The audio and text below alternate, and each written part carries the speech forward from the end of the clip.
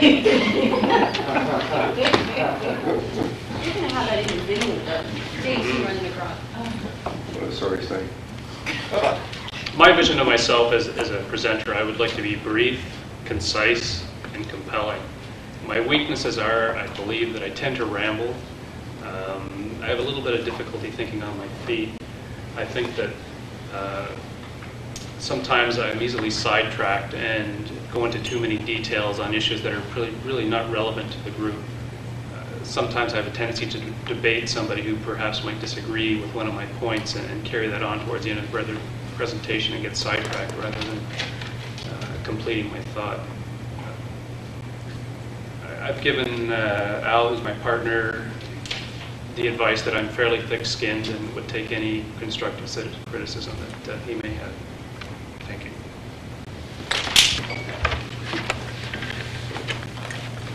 And you got all these hands.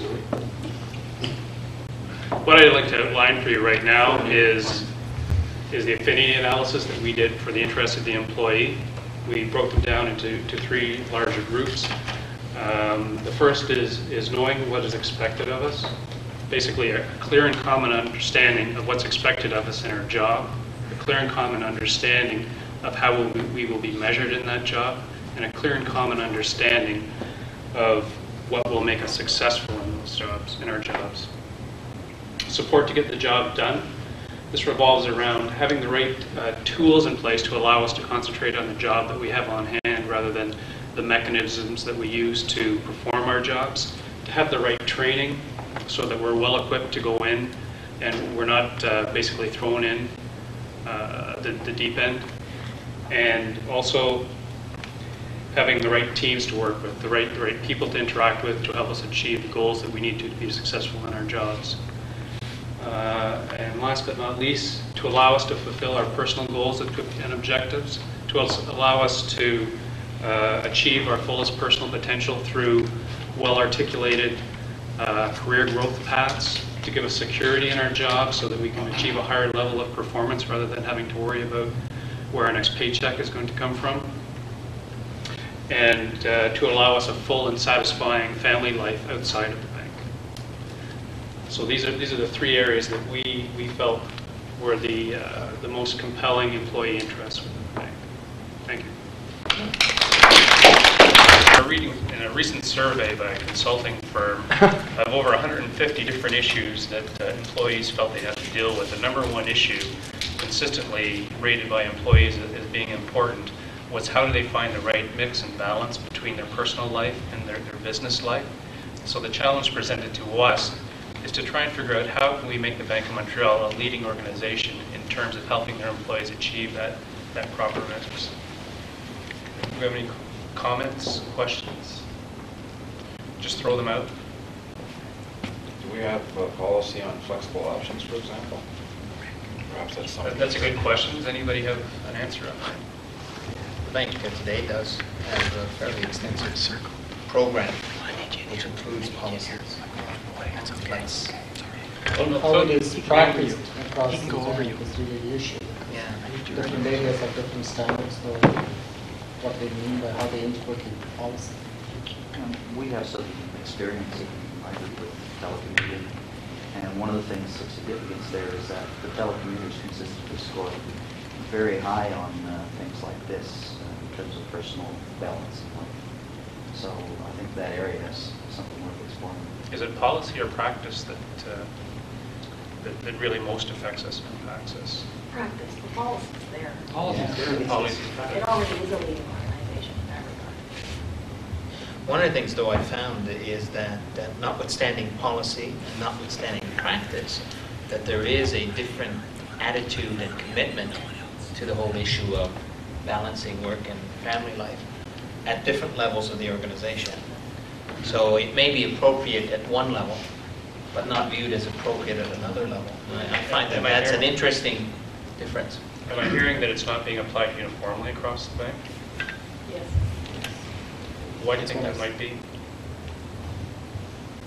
I think there's an attitude on the part of some VPs and senior managers that you're perceived to be seen as not seriously committed to your career you try to balance the family life part. Do you think that's consistent across all executives, or is it just the old guard that?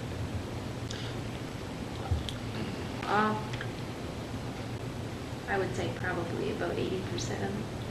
I would support you, Joan. I think that is, I think, depending on your definition of old guard and new guard, and I know some very senior, very senior people. How senior is that? Who have indicated that it's appropriate at one level, but not at another level. So I would support what you're saying. How about this quadrant of the room? I don't think I've heard much people taking all this in, or do you have any comments? Well, I agree with what JP is saying. I've had personal experience where I've been told it's okay for your people, but do you really think you should be doing that? How did you feel about that? Inconsistent, angry. And the message is not always delivered by a clear statement. It's often delivered just by a voicemail at 7:30 at night. Which message could you The just... message that it's not okay for That it's not. certain levels of management to balance the life. You guys have actually been told that? No, I just said it's not always delivered as a specific statement. It's often just, I get a voicemail at 7:30 at night with demands that need to be Oh, I see what you're for the saying. morning. So but you don't let have me to answer. say it. Or 8 o'clock tomorrow, as an example. When tomorrow might have been a day that you don't work, is that what you get? Well, you did tonight. It doesn't matter. 7:30 at night? You know, Tomorrow morning, at 7:30 at night. Can we have one conversation at a time? So, finish your thought, or had you? Which Ronnie? Two Ronnie. Either one. Well, Ronnie was doing a good job here. Well, the only thing I was saying is that building on what Ron said, you get a voicemail at 7:30 that says, when I meet you at 8 o'clock tomorrow morning, I expect to have this and that, the other thing. Right. So you're expected to be, checking in with your voicemail at least past 7:30 that night? Does anybody want to address it from the other side? Somebody who's having trouble because their employees are perhaps devoting too much time to their family, or think that they might perhaps be? No? I think it comes down to a matter of trust in what the employees are doing. For my part, the people who work for me all work at home. And as far as I'm concerned, the work has to be done. I don't put the pressure on them to do it. The people that they're working for will put that pressure on them. And I have to ensure that they're employed sufficiently that they will have enough to do. I think it's interesting. I don't know about some of the other areas, but I have a group of 20 that's been downsized to 17 over the last 6 or 8 months. And while I personally would very much like to support what we're talking about here in terms of personal life, there's a lot of pressure on the 17 remaining. The workload didn't change. And I don't believe at this point that we're that much more productive. I don't see that we've had that kind of input. To me, part of the difficulty is there really are no yardsticks as to how much is enough. Yes. Can you explain that? How much What is work enough? is enough? Like, when is enough enough? Is it enough to put in 8 hours a day? Is it enough to put in 9 hours a day? Is it enough to put in 12 hours a day? There really is no yardstick, particularly at the senior management levels. Is my observation. There really is no yardstick as to when enough is enough. And I know we've had this conversation in our staff meeting, managers meeting, about this very subject. And they started off by someone saying, well, no one here wants a 40-hour week, right? Do you have a comment on that, Shiv? Yeah, I think what he says is absolutely. I think the underlying problem, I think, is rewards and recognition. I mean, we, especially at the senior management level, we get less and less increments. Bonuses are questionable. If you're lucky, you get it. But we do hear about the highest levels, JP has said, higher and higher and higher. They seem to be getting all the bonuses and all the money. So I think unless there is something in it for me, why should I worry about, I tend to spend as much time with family as possible, because when you come to that stage in life, you look at the total picture. Maybe we need to understand the concern. The message seems to be that perhaps the executive are not supportive at certain levels.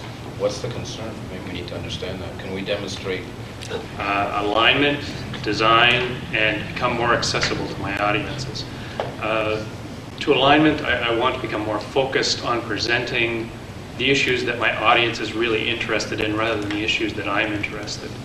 I want to be able to design my presentations, my formal presentations, in such a way that that they're more impactful than they currently are now, to get the point across and really zero in on my message rather than confusing the issue with a lot of noise, and to become more empathetic or more accessible to the people that both I work with and present to.